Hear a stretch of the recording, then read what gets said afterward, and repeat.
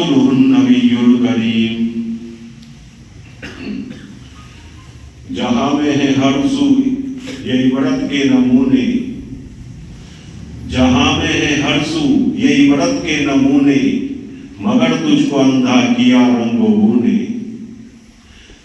کبھی غور سے بھی یہ دیکھا ہے تو نے، جو معمور تھے وہ محل اب ہے سونے۔ جگہ جی لگانے کی دنیا نہیں ہے، یہ عبرت کی جا ہے تماشا نہیں ہے۔ میرے خاک میں اہل شاہ کیسے کیسے، مکی ہو گئے لامکا کیسے کیسے، ہوئے نامور بے نشا کیسے کیسے، زمین کھا گئی آسماں کیسے کیسے۔ جگہ جی لگانے کی دنیا نہیں ہے، یہ عبرت کی جا ہے تماشا نہیں ہے۔ پہلے بچپن نے تجھ کو برسوں کھلایا، جوانی نے پھر تجھ کو مجنوں بنایا، بوڑھیپے نے آ کے تجھ کو کیا کیا سکھایا، اجل تیرا کر دے گی بالکل صفایا۔ جگہ جی لگانے کی دنیا نہیں ہے، یہ عبرت کی جا ہے تماشا نہیں ہے۔ اجل نے نہ کسرا ہی چھوڑا نہ دارا، اجل نے نہ کسرا ہی چھوڑا نہ دارا، اسی سے سکندر صفاد بہارا، ہر ایک لے کے کیا کیا حسرت سدھارا، پڑا رہ گیا یوں ہی ٹھٹ ٹھاٹ سارا۔ جگہ جی لگانے کی دنیا نہیں ہے، یہ عبرت کی جا ہے تماشا نہیں ہے۔ معزز علماء کرام اور قابل احترام بھائیوں دوستوں بزرگوں اور پردہ نشین میری اسلامی بہن، آج ان کو علماء کرام کی دعوت کے اوپر فتح پور آنا ہوا ہے۔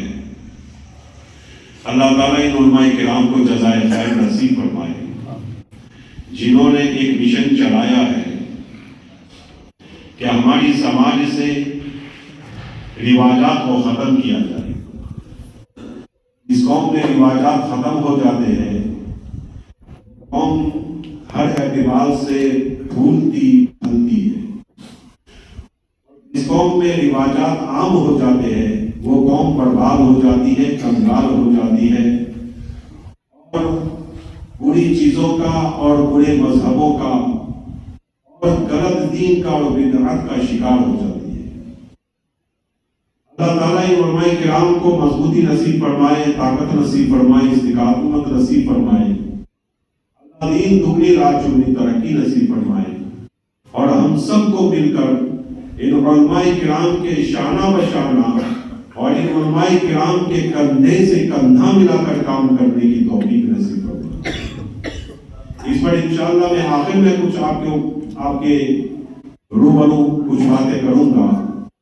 البتہ ابھی میں نے ایک سورت شریف آپ کے سامنے پیش کی، یہ اماں پارے کی سورت ہے اور قرآن کی یہ 103ویں سورت ہے اور اس کی کل 3 آیتیں ہیں۔ یہ سورت شریفہ ایسی سورت شریفہ ہے جس کے بارے میں علماء کرام نے لکھا ہے کہ یہ پورے قرآن کا خلاصہ ہے۔ حضرت امام شافعی رحمۃ اللہ علیہ فرمایا کرتے تھے کہ اللہ تعالیٰ پورے قرآن کو نہ اتارتا اور صرف اسی سورت کو سورہ عصر کو اتار دیتا تو یہ انسانوں کی رہنمائی کے لیے اور انسانوں کی ہدایت کے لیے کافی تھا۔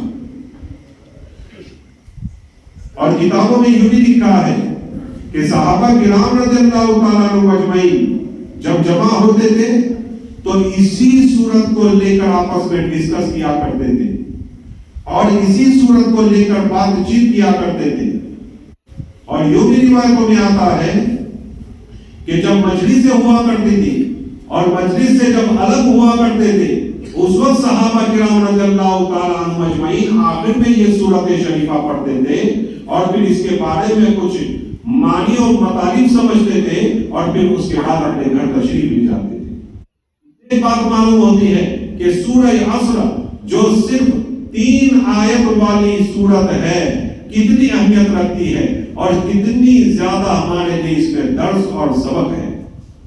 اس لیے سورت کے بارے میں ہم سب کو فکر کرنی چاہیے، اس سورت کو یاد کرنا چاہیے، اس سورت کے مطلب کو معنی کو ہمیں یاد کرنا چاہیے اور اس پر عمل کرنے کی کوشش کرنی چاہیے۔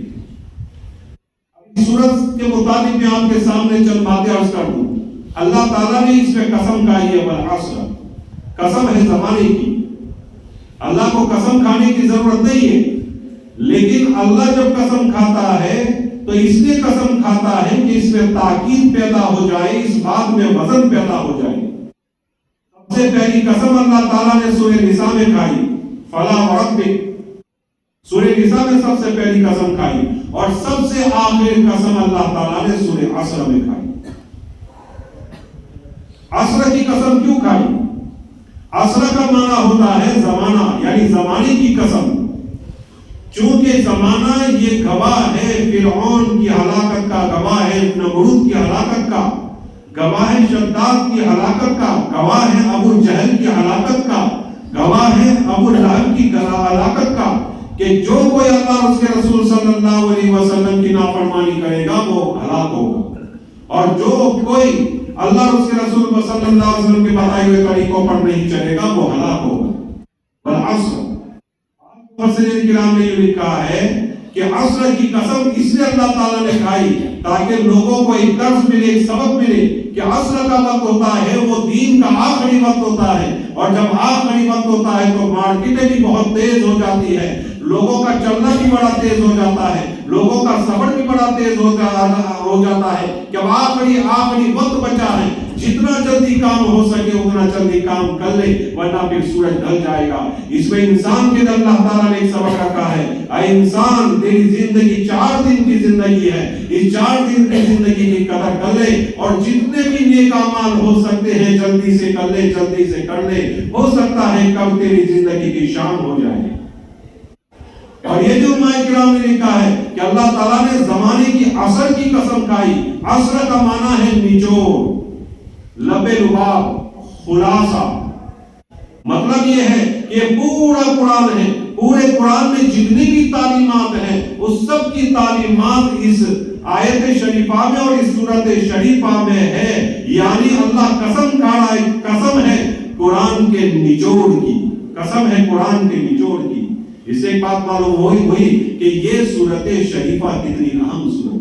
और आगे अल्लाह क्या फरमाता है, इन्नल इंसाना लफी खुस्र, कि बिलाशुबा इंसान हलाकत में पड़ने वाला है, खसारे में पड़ने वाला है, घाटे में है।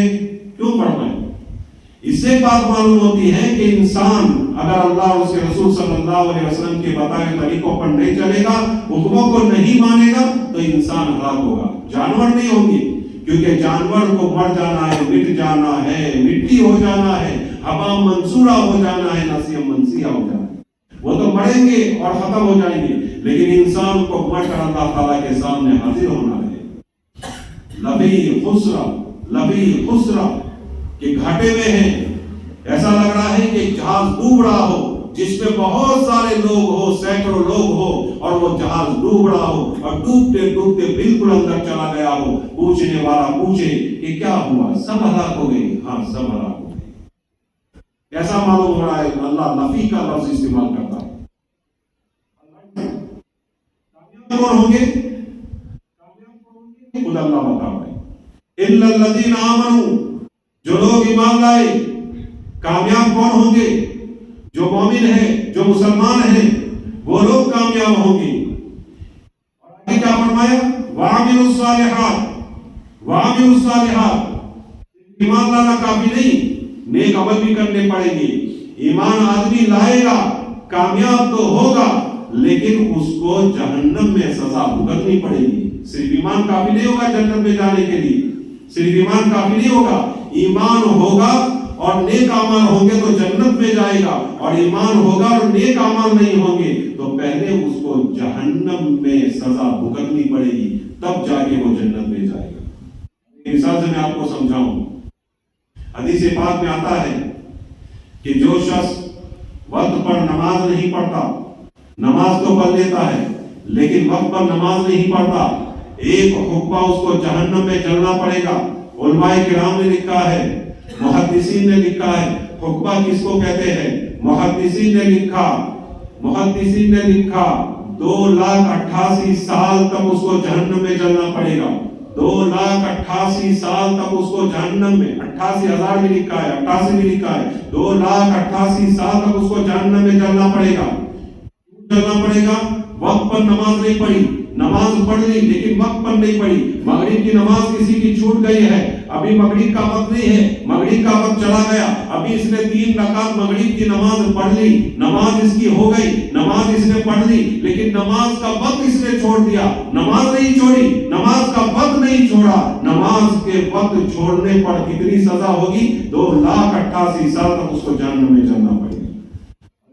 अब्दुल्लाह इब्न मसूद रज़ियल्लाहु ताला फरमाते हैं कि 2,88,000 साल तक एक नमाज का वक्त छोड़ने पर ये सजा है। ये कोई मामूली सजा है? ये कोई मामूली सजा है? इससे मालूम होता है सिर्फ ईमान लाना काफी नहीं, बल्कि ईमान के साथ साथ हमें अमल भी करना पड़ेगा, अमल भी करना पड़ेगा। नमाज एक अहम इबादत है, इसको छोड़ना और इसको वक्त पर न पढ़ना ये बहुत ही बड़ा और संगीन गुनाह है।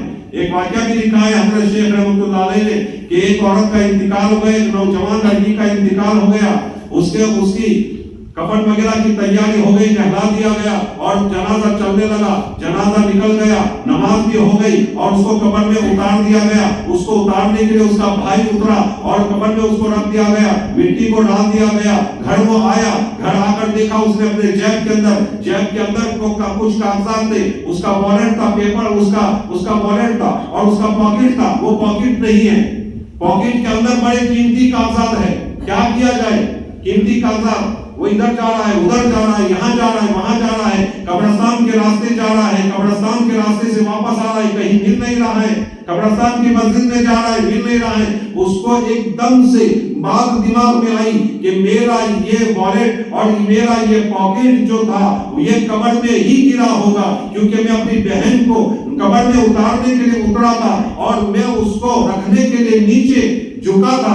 हो सकता है कि मेरा, और यकीनन मुझे यकीन है कि मेरा ये पॉकेट में कब्र में गिर गया है मेरी बहन के, लेकिन कब्र तो बंद हो चुकी है। क्या किया जाए? उलमाए किराम के पास चलो, उलमाए किराम के पास चलो। देखो, उलमाए किराम की हर जगह हमें जरूरत पड़ती है, इमाम साहब की हर जगह जरूरत पड़ती है, मौलवी साहब की हर जगह जरूरत पड़ती है, उलमाए किराम की हर जगह हमें जरूरत पड़ती है। जब भी देखो कुछ भी तकलीफ होती है, उलमाए किराम आकर खड़े रहते हैं। कहीं भी देखो, हमारा जनाजा है, उलमाए किराम आके खड़े रहेंगे, हमारी शादी है, उलमाए किराम आकर खड़े रहेंगे, कहीं तूफान हो गया है, उलमाए किराम आकर खड़े रहेंगे, कहीं बाढ़ आ गई है, उलमाए किराम आकर खड़े रहेंगे। वो भीख मांगेंगे कि अल्लाह के नाम पर दे दो, फला जगह पर बाढ़ आई है, बेचारे मुसलमान तकलीफ में। जब भी कुछ होता है, उलमाए किराम आकर ही उलमाए किराम आकर रहते हैं और उलमाए किराम हमारे लिए भीख मांगते हैं। कितनी तकलीफें हमारे लिए उठा रहे हैं, तो उलमाए किराम की कदर करना हम सबकी जिम्मेदारी है, हम सबकी जिम्मेदारी है। कुत्ता एक रोटी खा लेता है, कुत्ता एक रोटी खा लेता है, पूरी जिंदगी दर के ऊपर और अपने शेख, अपने मालिक के दर, अपने आका के दर के ऊपर अपनी जिंदगी गुजार देता है, पूरी जिंदगी गुजार देता है। टोक्यो के अंदर एक प्रोफेसर था, उसका एक कुत्ता था, कुत्ते को उसने पाल रखा था। जब वो जाता था स्टेशन तो ये कुत्ता छोड़ने के लिए जाता था और शाम के वक्त जब वो प्रोफेसर लेक्चर देकर आता था, वापस वो कुत्ता आ जाता था, कुत्ता आता था, उसके साथ साथ आता था। स्टेशन पर वो खड़ा रहता था, गाड़ी से कब उतरेगा, गाड़ी से कब, जब ट्रेन आती थी वो उसका मालिक आता था, उसके साथ घर आ जाता था। एक मर्तबा वो गया प्रोफेसर और इस कुत्ते ने उसको स्टेशन पर छोड़ा और वो वहां बैठा है कुत्ता और वो गया अपना लेक्चर देने के लिए। रास्ते में उसको अटैक आया और मर गया और दूसरे रास्ते से उसके घर पहुंच गया, दूसरे रास्ते से उसके घर उसको पहुंचा दिया गया। उसका कफन दफन जो करना था वो कर गया, लेकिन उसका कुत्ता कहाँ है? स्टेशन पर, उसका इंतजार कर रहा है कि मेरा मालिक आएगा, मेरा मालिक। किताबों में ये लिखा है, न्यूज में ये लिखा था कि 6 साल तक वो कुत्ता अपने मालिक का इंतजार करता रहा, मेरा मालिक आएगा, मेरा मालिक आएगा। आज भी टोक्यो के स्टेशन के बाहर उसका स्टैच्यू बना हुआ है कुत्ते का। बाहर अगर निकले और देखे आदमी तो बहुत बड़े कुत्ते का स्टैच्यू बना हुआ है उसकी वफादारी के लिए, कि ये वो कुत्ता है कि जिसने अपने मालिक के साथ 6 साल तक वफादारी की और वो अपने मालिक के इंतजार की यहाँ से निकले। तो ये कुत्ते की हालत है। कुत्ता एक थोड़ा सा एहसान कोई उस पर कर देता है तो उस पर जान नीछावर कर देता है। یہ تو علماء کرام ہیں، تو ہمیں ان کا احسان ماننا چاہیے، ان کا ساتھ دینا چاہیے، اور جس طرف سے بھی ہو سکے ان کی مدد ہمیں کرنی چاہیے۔ الغرض میں عرض یہ کر رہا تھا، والیٹ گر گیا، اس کا پاکٹ گر گیا، علماء کرام کے پاس پہنچا، مفتیان کرام کے پاس پہنچا کہ ایسا ایسا معاملہ ہے، میری بہن کی قبر کے اندر میرا پاکٹ گر گیا ہے، لیکن اس پاکٹ کا کوئی مسئلہ نہیں ہے، پیسوں کا کوئی مسئلہ نہیں ہے، اس کے اندر جو کاغذات ہے وہ میرے قیمتی کاغذات ہے، اگر وہ کاغذات نہیں نکالے گئے تو بہت بڑا نقصان مجھے ہو جائے گا۔ علماء کرام نے کہا کہ ابھی تازہ قبر ہے، تازہ قبر ہے، بہت دیر نہیں ہوئی ہے، تو آپ نکال سکتے ہیں، لیکن جتنا بھی کم کھود سکتے اتنا کم کھودیں، اور آہستہ سے وہ پاکٹ نکال دیا جائے۔ چنانچہ وہ چند آدمیوں کو لے کر پہنچا، اس نے قبر کو کھودا، جیسے ہی قبر کو کھودنے کے بعد اس نے جو لکڑا اٹھایا، جو برگا ہوتا ہے وہ برگا اٹھایا، تو دیکھا کہ اس میں آگ دہک رہی ہے۔ اس نے جلدی سے وہ برگا جو ہوتا ہے، وہ لکڑا ہوتا ہے، وہ تختہ ہوتا ہے، اس نے جلدی سے ڈالا اور مٹی ڈالی، مٹی ڈال کر گھر کی طرف وہ سب بھاگے، جا کر اپنی ماں سے پوچھنے لگا، امی جان میری بہن کا ایسا کون سا گناہ تھا جس کی وجہ سے اللہ تعالیٰ نے اس کو قبر میں اتنی جلدی سزا دے دی اور اس کی قبر آگ سے بڑھ رہی ہے۔ امی نے کہا کہ بہن تو بڑی اچھی تھی، تلاوت کرنے والی تھی، ذکر کرنے والی تھی، نماز پڑھنے والی تھی، سب کچھ تھی۔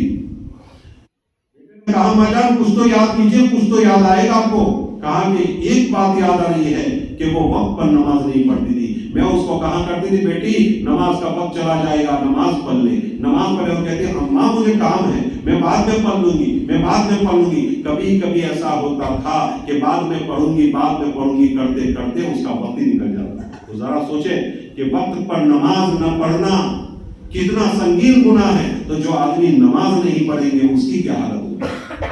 نماز نہیں پڑھیں گے اس کی کیا حالت ہوگی؟ حدیث پاک میں آتا ہے جو آدمی 5 وقت کی نماز کی پابندی کرتا ہے، اللہ تعالیٰ دنیا میں 5 انعامات عطا فرماتا ہے۔ ایک، اللہ تعالیٰ اس کی روزی کو اللہ تعالیٰ عام کر دیتے ہیں، اس کے لیے رزق کھول دیتے ہیں، رزق کے دروازے کھول دیتے ہیں، اللہ تعالیٰ اس کے رزق میں وسعت نصیب فرما دیتے ہیں۔ آج کون آدمی ایسا ہے جو نہیں چاہتا ہے کہ مجھے رزق مل جائے؟ رزق کس کو کہتے ہیں؟ لوگ سمجھتے ہیں رزق انکم کو کہتے ہیں کہ ہم کمانے کے لیے گئے اور خوب روپے مل جائے اس کو رزق کہتے ہیں۔ ہاں یہ بھی رزق ہے، اس کے علاوہ رزق کا دائرہ تو بہت بڑا ہے، رزق کا دائرہ بہت بڑا ہے، خالی کھانا پینا موٹر گاڑی بنگلہ نہیں، اس کا دائرہ تو بہت بڑا ہے۔ آدمی کو صحت مل جانا یہ بھی رزق ہے، آدمی کو کسی قسم کی بیماری نہ لگنا، مہلک بیماری میں مبتلا نہ ہونا یہ بھی رزق ہے، اس کے بیوی بچے اس کے پردہ بردار ہو یہ بھی رزق ہے، اس کو سکون والی زندگی مل جائے وہ بھی رزق ہے۔ ایک آدمی کا کھانا بہت سارا پڑا ہوا ہے لیکن ڈاکٹر نے کہا ہے کہ کھانا تجھے کھانا نہیں، ایک روٹی ایک چپاتی اور اس کے ساتھ تھوڑی سی دال کھانی اور زیادہ نہیں، تو رزق بہت سارا پڑا ہوا ہے لیکن کھانے کی ممانعت ہے۔ رزق ہے، اس کو رزق نہیں کہتے، اس کو رزق نہیں کہیں گے، اتنا سارا رزق، اتنی ساری رزق پڑی ہے تو یہ رزق نہیں ہے کیونکہ اس کے پیٹ میں نہیں جا رہی ہے۔ ایک آدمی کے پیٹ میں بہت کھانا جا رہا ہے لیکن اس کو ہضم نہیں ہو رہا ہے، قسم قسم کا کھانا ہے وہ کھائے جا رہا ہے لیکن اس کو ہضم نہیں ہو رہا ہے، پیٹ میں تکلیف ہو رہی ہے، تو یہ رزق نہیں ہے، یہ رزق نہیں ہے۔ رزق اس کو کہتے ہیں آدمی کی دنیا آباد ہو جائے، اس کو سکون والی زندگی نصیب ہو جائے، اس کو کہتے ہیں رزق۔ اللہ تعالیٰ اس کے نماز پڑھنے والے کا پہلا رزق بڑھا دیتے ہیں، اس کے چہرے کی نورانیت بڑھا دیتے ہیں، اللہ تعالیٰ اس کے قبر کے عذاب کو ختم کر دے گا۔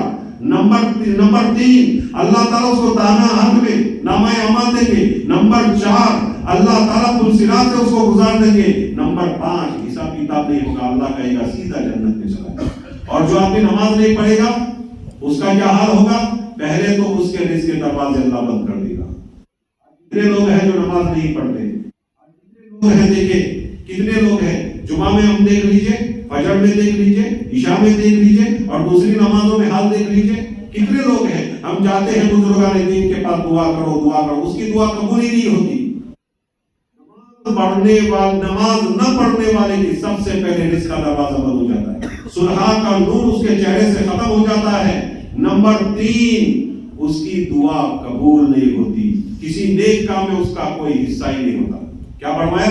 جو نماز نہیں پڑھتا یہاں قرآن پڑھ رہا ہے ثواب نہیں ملے گا، اس کا اجر میں اس کا ثواب میں کوئی حصہ ہی نہیں ہوتا، اس کا اجرا ہی نہیں ہوتا.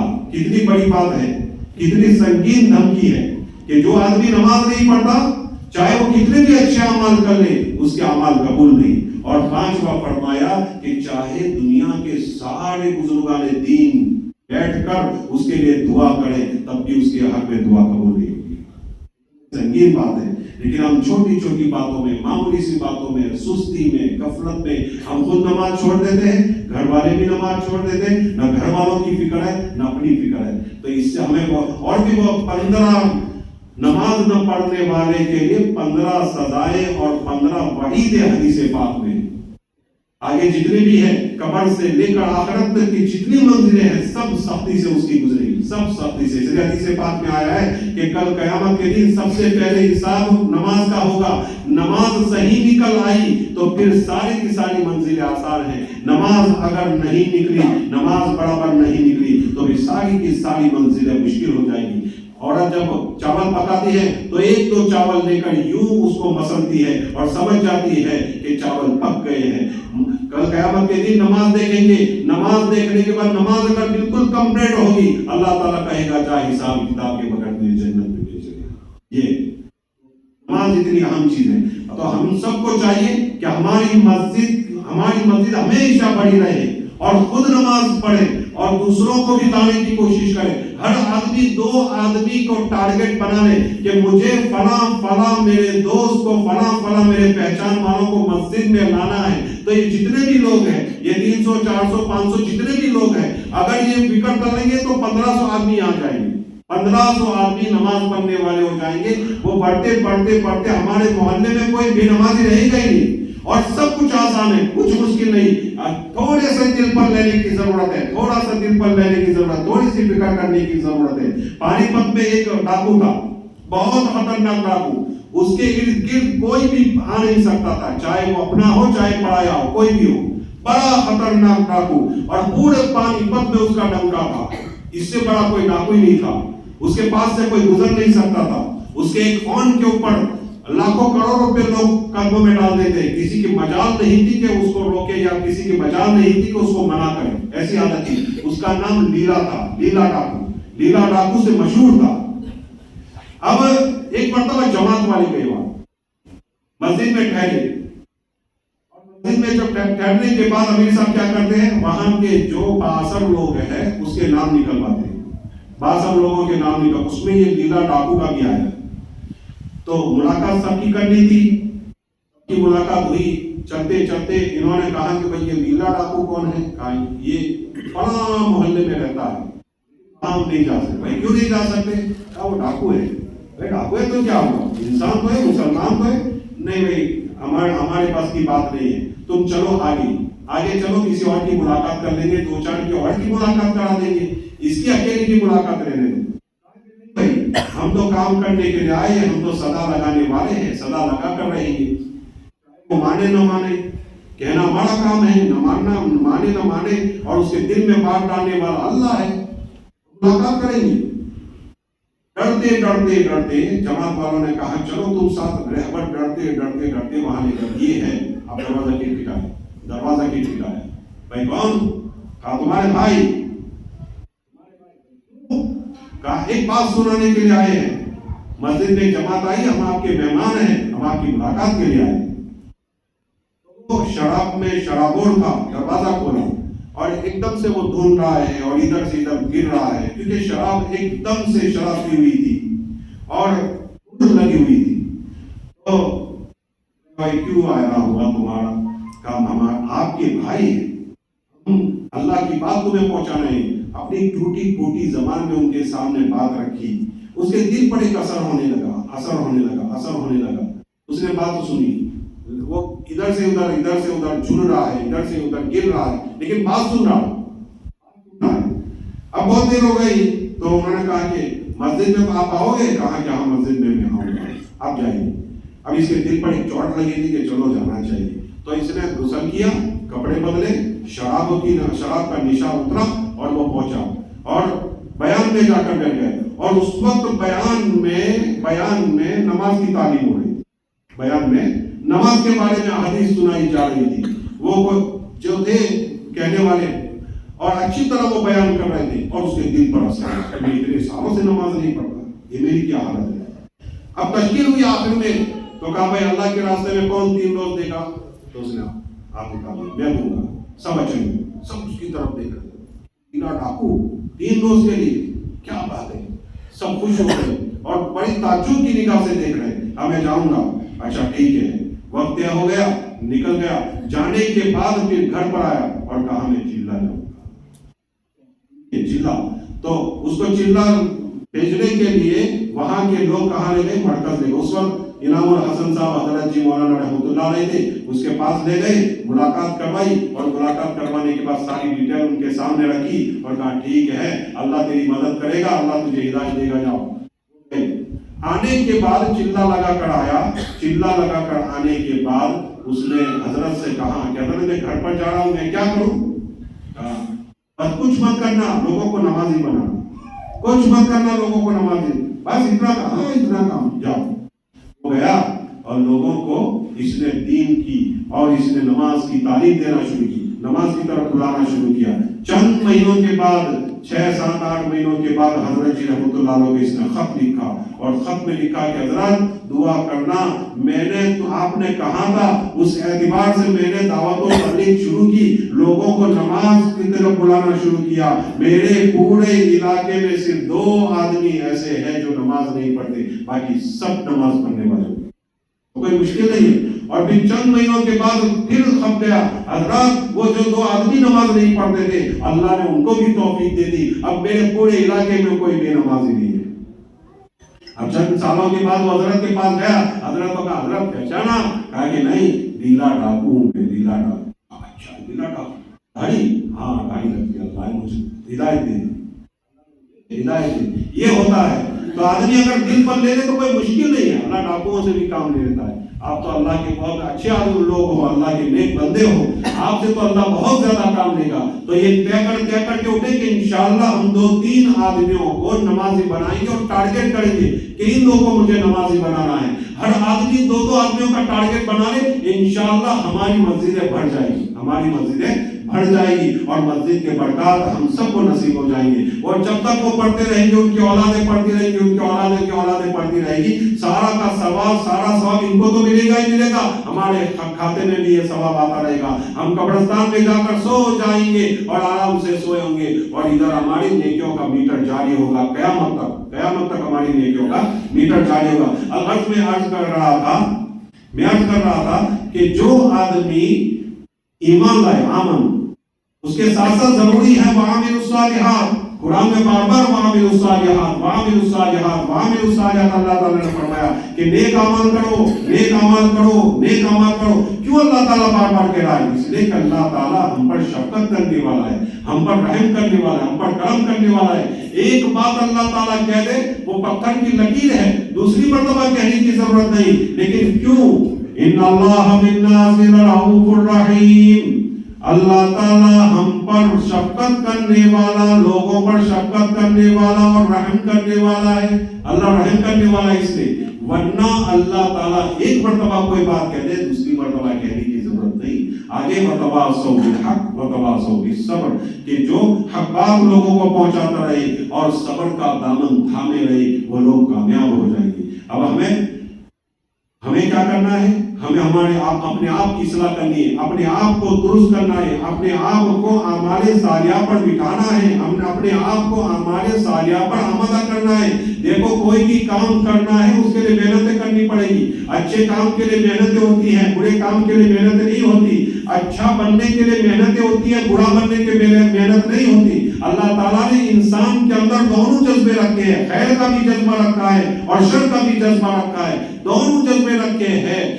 خیر ہی خیر ہے وہ فرشتے ہیں، شر ہی شر ہے وہ شیطان ہے، اور خیر اور شر جس کے اندر ہے وہ حضرت انسان ہے، حضرت انسان ہے۔ ہر انسان کے اندر خیر بھی ہے، ہر انسان کے اندر شر بھی ہے، لیکن فرق اتنا ہے کہ جو آدمی اچھے ماحول میں رہے گا، نیک لوگوں میں رہے گا، علماء کی صحبت میں رہے گا، صلحاء کی صحبت میں رہے گا، اچھے لوگوں کی صحبت میں رہے گا، تو وہ ہمیشہ نیکوکار رہے گا اور ہمیشہ وہ نیک بنے گا۔ اور آدمی چاہے کتنا بھی اچھا ہو لیکن برے ماحول میں رہتا ہے تو اس کے 100% برا بننے کے چانسز ہے۔ اور جو آدمی برا ہے لیکن نیک لوگوں کے ساتھ رہتا ہے، علماء کرام کے ساتھ رہتا ہے، دعوت و تبلیغ کے کام میں جڑا ہوا ہے، تو اس آدمی چاہے برا ہے لیکن اس کے اچھے بننے کے چانسز پورے پورے ہیں۔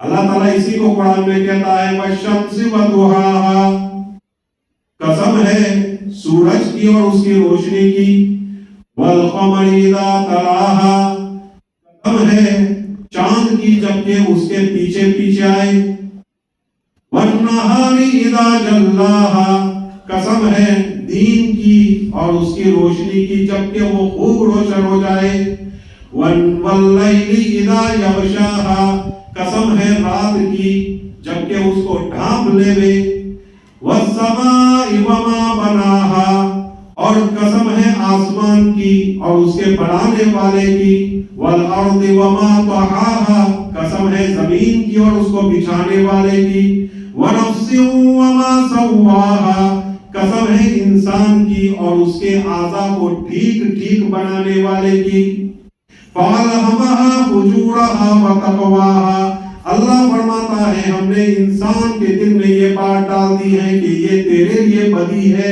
اور یہ تیرے لیے پرہیزگاری ہے۔ اور آگے اللہ فرماتا ہے قَدْ أَفْلَحَ مَنْ زَكَّاهَا، جس نے اپنے دل کو صاف کر لیا وہ کامیاب ہو گیا، وہ مراد کو پہنچ گیا، وَقَدْ خَابَ مَنْ دَسَّاهَا، اور جس نے اپنے آپ کو خاک آلود کر دیا، اپنے دل کو میلا کر دیا، وہ نامراد ہوا، ناکام ہوا۔ یہ اللہ تعالیٰ فرماتا ہے، اللہ تعالیٰ نے اشارہ کر دیا کہ جو آدمی اپنے آپ کو نیک بنا لے گا، اچھا بنا لے گا، وہ کامیاب ہو جائے گا، اور جو آدمی اپنے آپ کو برا بنائے گا وہ دنیا میں بھی ناکام ہوگا اور آخرت میں بھی ناکام ہوگا، آخرت میں بھی وہ آدمی ناکام ہوگا۔ اس لیے میں آپ کو عرض یہ کر رہا تھا کہ ایک بنجر زمین ہو، ایک کھلی زمین ہو، بالکل میدان ہے، اگر اس کو یوں ہی چھوڑ دیا جائے تو آہستہ آہستہ آہستہ اس میں جھاڑیاں اگنا شروع ہوگی، اس میں کانٹے اگنا شروع ہوں گے، اس میں ببل اگنا شروع ہوں گے، اور پھر جھاڑیاں ہوگی، پھر اس کے بعد سانپ آئیں گے، بچھو آئیں گے، کیڑے مکوڑے آئیں گے۔ کیا کیڑوں مکوڑوں کو بلانے جانا پڑا؟ سانپ کو بلانے جانا پڑا؟ وہ اپنے آپ آ گئے۔ اور اسی طرح یہ جو درخت ہیں کانٹے دار درخت، اس کو اگانا پڑا نہیں، وہ خود بخود اگ گئے، خود بخود اگ گئے۔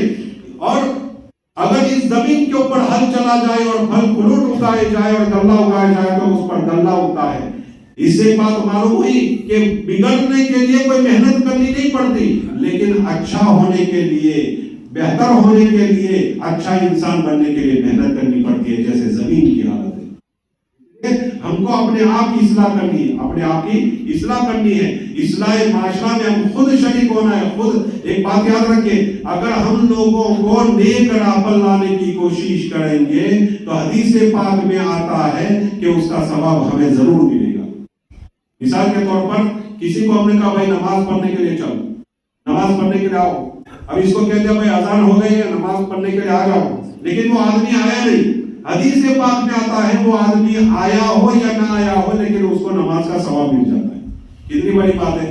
تو یہ کرتے کرتے کہنے والے بنتے ہیں۔ حضرت مولانا اشرف علی تھانوی رحمۃ اللہ علیہ فرمایا کرتے تھے کسی چیز کی تمہیں بری لت پڑ گئی ہو تو تمہیں چاہیے کہ اس کی لوگوں کو دعوت دے۔ مثال کے طور پر کوئی آدمی جھوٹ بولتا ہے، جھوٹ بولنے کی عادت پڑ گئی ہے، ابھی جھوٹ بولنا کیسے چھوڑے، کیسے چھوڑے؟ تو اس کو حضرت مولانا نے فرمایا کہ اس کو چاہیے کہ لوگوں کو کہیں کہ سچ بولو بھائی، سچ بولو بھائی، جھوٹ نہ بولو۔ لوگوں کو وہ جیسی دعوت دے گا اللہ تعالیٰ ایسے اثرات اس کے اندر پیدا فرمائے گا۔ تو ہم کو خود اپنے آپ کی اصلاح کرنی ہے، اپنے آپ کو نیک کاموں میں جوڑنا ہے اور دوسروں کو بھی ہمیں جوڑنے کی کوشش کرنا ہے، لوگوں کو قریب بلانے کی کوشش کرنا ہے۔ یہ علماء کرام کو اللہ جزائے خیر نصیب فرمائے۔ یہ رسم و رواج جو ہمارے معاشرے میں ہے، جیسے شادیوں کے اندر قسم قسم کے رسم و رواج ہیں، قسم قسم کے رسم و رواج ہیں، اگر اس رسم و رواج کو ختم نہ کیا ایک وقت وہ آئے گا جو حالت یو پی میں ہو رہی ہے،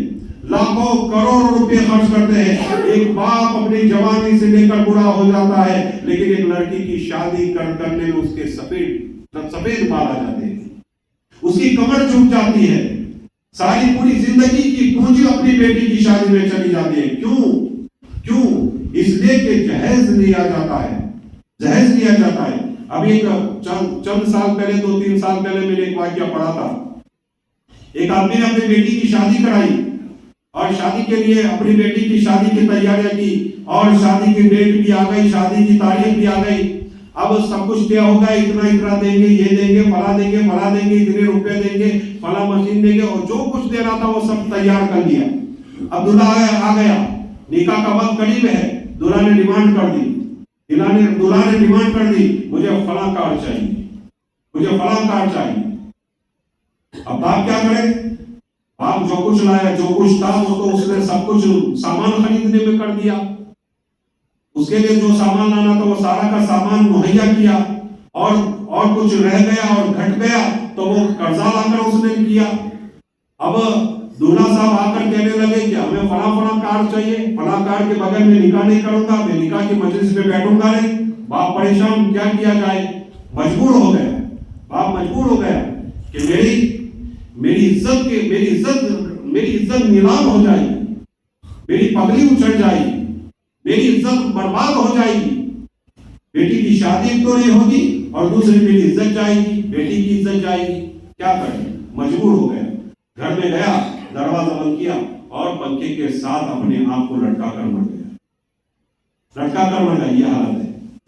अगर हम इन उलमाए किराम का साथ नहीं देंगे जो शादियों के अंदर रिवाजात को खत्म कर रहे हैं, ये गलत इखराजात है, ये जो रुपए हैं, ये जो बर्बाद हो रहे हैं, इसके अंदर अगर उलमाए किराम का साथ नहीं देंगे तो वो वक्त दूर नहीं है कि हम हमारी बेटियों की और बेटों की शादी करने के लिए हमें लोहे के चने चबाने पड़ेंगे, और फिर उस वक्त हम बैठकर रोएंगे, खून के आंसू रोएंगे, और कोई हमारे आंसू पूछने वाला नहीं होगा। इन उलमाए किराम का साथ दीजिए और हमारे इन शादियों से और जितने भी खुराफात है उन खुराफात को खत्म करने की कोशिश करें। हदीस पाक में आता है, जिस कौम में फुजूल खर्ची बढ़ जाती है वो कौम बर्बाद हो जाती है, वो कौम कंगाल हो जाती है। देखिए हमारी कौम कहाँ जा रही है, हमारी बिरादरी कहाँ जा रही है। आप जरा जायजा लीजिए, उलमाए किराम से पूछिए, हमें पूछिए कि कैसे हालात से गुजर रहे हैं। कितनी औरतों के लिस्ट हमारे पास है, 2200 औरतों के लिस्ट हमारे पास है कि जिन्होंने हजारों रुपए प्राइवेट बैंक से और प्राइवेट संस्थाओं से कर्जे ले रखे हैं, सूद पर कर्जे ले रखे हैं, और उसके पास मोबाइल है, धमकाते हैं, जिस तरह यूज करना चाहते हैं उन औरतों को यूज करते हैं, और ऐसी हालत है कि वो औरतें घर में नहीं रह सकती। ऐसे हालात से वो औरतें गुजर रही है, ऐसे हालात है। अल्लाह ना करे हमारे फतेहपुरा में ये हालत पैदा न हो जाए, वरना ऐसी संस्थाएं तो हर जगह ये खुलने लगी है, और खास करके औरतों को ही घेरती है, औरतों को ही बुलाती है। आपको ही मिलेगा, आपका डॉक्यूमेंट लेकर आए, आपका आधार कार्ड लेकर आए, आपका फोन नंबर दीजिए, और फिर उसी से ये सारे काम होते हैं। तो ये उलमाए किराम ने जो ये तहैया किया है और ये मिशन लेकर उठे हैं, आप इनका साथ दीजिए। इसमें हमारा भी फायदा है और समाज का भी फायदा है। और एक बात याद रखें, औरतें जो होती हैं इनको मालूम नहीं होता कि ये रुपए कहां से आते हैं और कैसे आते हैं, कितने पापड़ बेलने पड़ते हैं, कितना पसीना बहाना पड़ता है, क्योंकि इनको मालूम नहीं। इसकी वजह से कहते माले गुफ्त दिले बेरहम, माले गुफ्त। अगर हमारी औरतें सुन रही है तो मुझे माफ फरमाए, लेकिन बात जो सही है मैं आपके सामने अर्ज कर रहा हूं कि औरतों को इसके बारे में इल्म नहीं होता कि ये रुपए कैसे आए। हमारे एक बुजुर्ग थे, हमारे चचा, वो कहते थे जब छोटे थे, वो कहते थे कि बेटा ये तुम रुपए जो बर्बाद कर रहे हो ना, ये ले आए, वो फला चीज ले आई, भुक्के ले आए और फोड़ दिया, पैसे बर्बाद। और वो हमें छोटे थे कहते थे, ये जो तुम करते हो ना ये पैसे बर्बाद, अगर हमको तुम देख लो कि हम ये पैसे कैसे कमाते हैं तो तुम रोटी खाना छोड़ दो। बड़े पहाड़ों पर चढ़ते हैं, वहां जाकर माल खरीदते हैं, उसको उठाकर हम लाते हैं और नीचे ऊपर से नीचे उतरते हैं और कई मरतबा तो हम नीचे लुढ़क जाते हैं, नीचे गिरते हैं। धूप होती है, जून की धूप होती है, जुलाई की धूप होती है, ऐसी धूपों में हम काम करते हैं, हम पसीनों से शराबोर होते हैं। अगर आप हमको देख लो तो तुम रोटी खाना छोड़ दो, ऐसी आदत से हम रुपये कमाते हैं।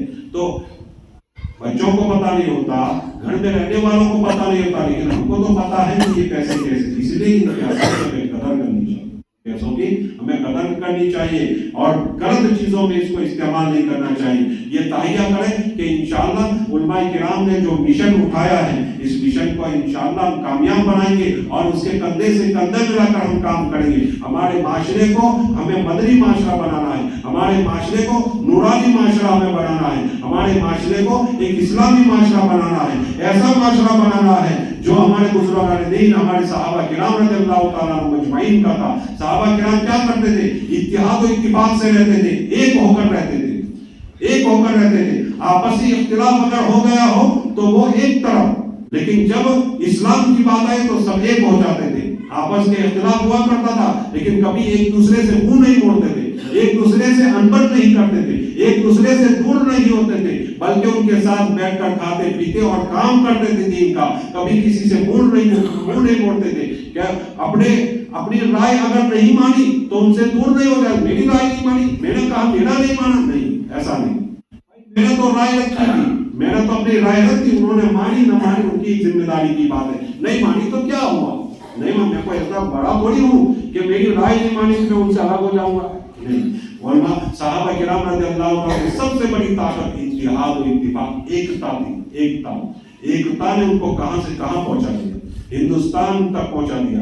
एकता ने उनको यूरोप तक पहुंचा दिया। ये उनका एकता था और ये उनका इत्तिहाद और इत्तिफाक था। ये आपने अंगूर देखे होंगे, अंगूर बहुत सी मर्तबा अंगूर लटके हुए होते हैं गुच्छे में, और कुछ अंगूर फ्रूट वाले के पास होते हैं जो बर्तन में रखे हुए होते हैं, वो अलग अलग होते हैं। जो अंगूर या गुच्छे से अलग हो जाते हैं वो एक तरफ रखता है और उसको जमा करता है। अब आप जाकर पूछेंगे कि ये गुच्छे में अंगूर है कितने किलो, रुपए किलो, कहाँ कहेगा कि 80 रुपए किलो, और ये जो बर्तन में है वो जो अलग अलग है वो तो कहेगा कि वो 40 रुपए में ले लो, किलो दे दूंगा। हालांकि जब तुम चखोगे तो मीठे वही होंगे, क्योंकि अंगूर से जो जुदा होते हैं वो मीठे होते हैं, बहुत सी मर्तबा तो वो मीठे होते हैं, तो उसको चखोगे मीठे, मीठे सस्ते हैं। क्या इसलिए सस्ते हैं कि वो गुच्छे से अलग हो गए, वो गुच्छे से अलग हो गए, इसलिए इसकी कीमत लगती। जो मुसलमान अपने मुसलमान जमात से, जो मुसलमान अपने मुसलमान समाज से अलग होगा, अल्लाह ताला उसकी कीमत इतनी घटा देगा जितनी अंगूर की कीमत बढ़ती। जब तक एक रहेंगे कीमत बहुत ज्यादा रहेगी तुम्हारी, और जब अलग अलग हो जाएंगे, मुतफर्रिक हो जाएंगे, इत्तिहाद और इत्तिफाक तुम्हारा खत्म हो जाएगा, एकता खत्म हो जाएगी, तो फिर इस मुसलमानों की कीमत घटा दी जाती है, जैसे आज बढ़ गई। जैसे आपने कितने फिरकों में बढ़ गए और बढ़ते ये उन काफिरों ने मुसलमानों पर गलबा हासिल कर लिया। ये क्यों हो रहा है? ये हमारे नाइत्तिफाकी की वजह से। इसलिए मेरे भाइयों, आगे दीन बहुत ही संगीन दिखाई दे रहे हैं, अंधेरा धुंधला। मैं आपको डराना नहीं चाहता, ला तक़नतू मिन रहमतिल्लाह, अल्लाह की रहमत से मुसलमान कभी मायूस नहीं होता है, मुसलमान कभी नाउमीद नहीं होता है, लेकिन कुछ न कुछ तो धुंधला तो है।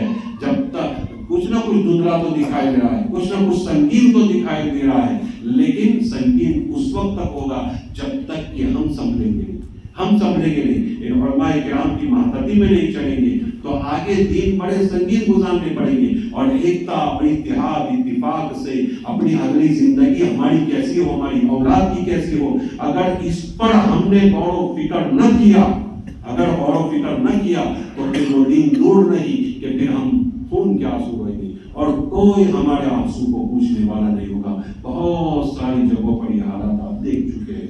अब हम सबको संभलने की जरूरत है, दिन ब दिन हालात बिगड़ते जा रहे हैं, दिन ब दिन हालात संगीन से संगीन और मैदान दराज और मैदान तंग होते जा रहे हैं। इसलिए हम सबको एक होकर इत्तिहाद और इत्तिफाक से محبت سے, پیار سے, ایک دوسرے کی ہمدردی کے ساتھ ہمیں زندگی گزارنی ہے. اور ہمارے معاشرے میں کوئی غریب نہیں رہنا چاہیے, کوئی غریب نہیں رہے. اس کے لیے بیت المال قائم کرے. علماء کرام ہیں, بیت المال قائم کرے.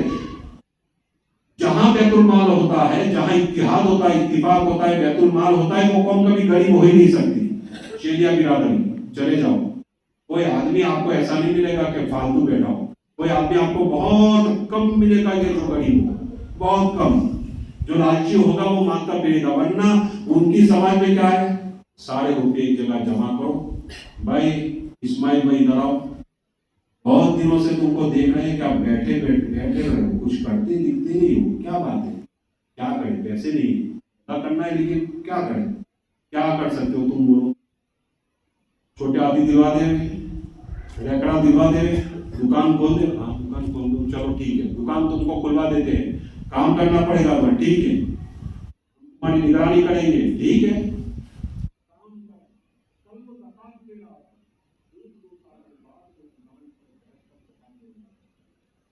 معاشرے میں زکات لینے والے بڑھ رہے ہیں.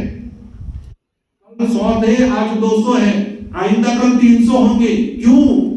اس کی کیا وجہ ہے؟ اس کی یہی وجہ ہے, سسٹم نہیں ہے کچھ. معاشرے سے غریبی ختم ہونی چاہیے, زکات لینے والے ختم ہونے چاہیے کہ بھائی ان کو پاؤں پہ کھڑے کرو. تم ایک کیٹ دیتے ہو کسی آدمی کو, کسی غریب کو آپ نے رحم کھا کر, دیا کھا کر ایک کیٹ بنا کر دے دی 5000 کی. کتنی چلے گی 5000 کی کیٹ؟ 1 مہینہ چلے گی, 2 مہینہ چلے گی. اس کے بعد کیا, پھر بھوک لگے گی اس کو, پھر وہ کیٹ مانگنے نکلے گا. تو کیٹ جو تم دو گے وہ ہفتے 2 ہفتے میں ختم, وہ مہینے 2 مہینے میں ختم. لیکن اس کو تم نے اپنے پاؤں پر کھڑا کر دیا تو وہ پوری زندگی کھا لے گا, اس کے پورے خاندان کو کھلائے گا. ہمارا سسٹم ہونا چاہیے. تو یہ ہمارے علماء کرام نے جو مشن اٹھایا ہے, اس مشن کے ساتھ جو ہے, یہ جو میں نے 2-4 باتیں آپ کے سامنے اشارتاً بھی کہی ہے اور خلاصے بھی کہی ہے, اس پر عمل کرنے کی کوشش کریں. اور بھی بہت ساری باتیں تھیں, وقت ختم ہو گیا ہے, تو 1 گھنٹے کا لے کر بیٹھا تھا, 2-4 منٹ اور بھی باقی ہے. میں آپ کے سامنے اتنا کہوں گا کہ آپس میں ہمدردی سے رہے, اتفاق و اتحاد سے رہے. اور صحابہ کرام رضی اللہ تعالیٰ عنہم اجمعین یہی کرتے تھے, لسٹ نکالتے تھے, لسٹ کہ کون غریب ہے, کون خدمت کے محتاج ہے, اس کا نام لکھتے تھے. اس کے سامنے صحابی کا نام لکھتے تھے اور اس کو کہتے تھے صحابی کو, فلاں عورت فلاں علاقے میں رہتی ہے, فلاں مرد فلاں علاقے میں رہتا ہے, ان کی گھر کی ذمہ داری تمہاری ہے. کوئی خدمت کی ضرورت پڑے, روپوں کی ضرورت پڑے, عید کی ضرورت پڑے, اس کو کام دھندے کی ضرورت پڑے, تو اس کو پاؤں پر تمہیں کھڑا کرنا ہے. حضرت عمر رضی اللہ تعالیٰ پہنچے حضرت ابو بکر صدیق رضی اللہ تعالیٰ کی خدمت میں, دیکھا کہ ایک لسٹ بنا ہوا ہے, بہت سارے معذور لوگ ہیں, غریب لوگ ہیں, ان کے سامنے جو خدمت کرنے والا ان کا بھی نام ہے. ایک بڑھیا ہے, ایک بڑھیا کا نام لکھا ہوا ہے, لیکن اس کے سامنے کسی خادم کا نام لکھا ہوا نہیں ہے. اس نے سوچا کہ چلو اس کا میں کام کر دوں گا, اس کی خدمت میں کر دوں گا. فجر کی نماز کے بعد پہنچے, اماں کچھ کام نہیں. کوئی آیا تھا نماز سے پہلے کوئی آیا تھا, وہ کام کر کے چلا گیا. اچھا کل میں آؤں گا نماز سے پہلے آئے. تو دیکھا کہ کوئی نے کام ہو چکا ہے. پوچھا کام ہو گیا؟ کہاں کام ہو گیا. میں کون تھا وہ, مجھے تو نام معلوم نہیں, اس نے کبھی مجھے نام بتایا ہی نہیں. تو کیا وہ آتا ہے, کہتا ہے پردہ کر لو, میں پردہ کر لیتی ہوں, اور وہ صاف صفائی کر کے سب کچھ کر کے, میں بیوہ ہوں, میرا سب کچھ کام کر کے وہ نکل جاتا ہے. وہ نماز سے پہلے پہنچے تو نماز سے پہلے بھی نہیں, نماز سے پہلے بھی کام ہو چکا ہے. کہا کہ آج تو رات میں چھپ جاؤں گا. رات میں وہ چھپے ہوئے ہیں اور دیکھ رہے ہیں کون آ رہا ہے. 2-3 بجے تو حضرت ابو بکر صدیق رضی اللہ تعالیٰ آئے. حضرت عمر رضی اللہ تعالیٰ پیچھے سے ان کا دامن پکڑ لیا کہ ابو بکر, کہاں ابو بکر, کیوں آئے ہو؟ یہ کام کرنے کے لیے آئے ہو. یہ صحابہ کرام رضی اللہ تعالیٰ مجمعین ایک دوسرے کی خدمت کرتے تھے. اس طرح معاشرہ چلتا ہے, ایک دوسرے سے محبت, ایک دوسرے سے ہمدردی, اور چاہے اپنے ہو چاہے پرائے ہو, کوئی بھی ہو, ہم ایک کے ساتھ محبت سے چلیں گے. احتیاط بھی کریں گے اور محبت سے بھی چلیں گے. احتیاط بھی کریں گے اور محبت بھی کریں گے. حضرت عمر رضی اللہ عنہ بڑے صاحب فراس آدمی تھے, جس کو بھی دیکھتے تھے بڑی شک کی نگاہ سے دیکھتے تھے, شک کی نگاہ سے. وہ جو آیا فیروز نورو, تو حضرت نے کہا کہ میرے لیے یہ خنجر بنا دے. کہا کہ ہاں آپ کے لیے ایسا خنجر میں بناؤں گا پوری دنیا یاد رکھیے. حضرت تو بڑے बड़े साहिब फिरासत थे, फिरासत बहुत अल्लाह ताला ने इनको दी हुई थी। वो जब चला गया फिरोज लुलू तो हजरत अली से कहने लगा, ये क्या कहकर गया पता चला कि नहीं, ये मुझे मारने को कहा गया, ये मेरा कत्ल करेगा, ये मुझे धमकी देकर गया है। बड़े साहिब, और उसी ने हजरत उमर रज़ियल्लाहु ताला को शहीद किया। बड़े साहिब फिरासत। तो हमें एहतियात और फिरासत से चलना है, एहतियात से चलना है और सबके साथ अच्छा सुन। हजरत एक वाक्य मुझे याद आ गया, बात में खत्म करता हूँ। अताउल्लाह शाह बुखारी बड़ी जंग आज़ादी के सफल से और खत्म नबूवत के आलमबरदार थे और सैयद खानदान से, अल्लाह के नबी सल्लल्लाहु अलैहि वसल्लम के खानदान से थे और मदीना नहीं जाते थे।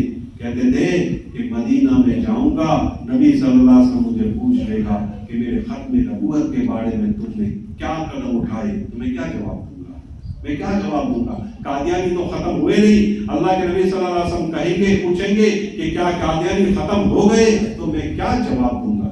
बड़े अल्लाह वाले थे, बड़े अल्लाह वाले, बड़े ऊंचे, उसको किताबत का बेताज बादशाह कहते थे। जब वो बात करते थे बोलते ही जाते थे, बोलते ही जाते।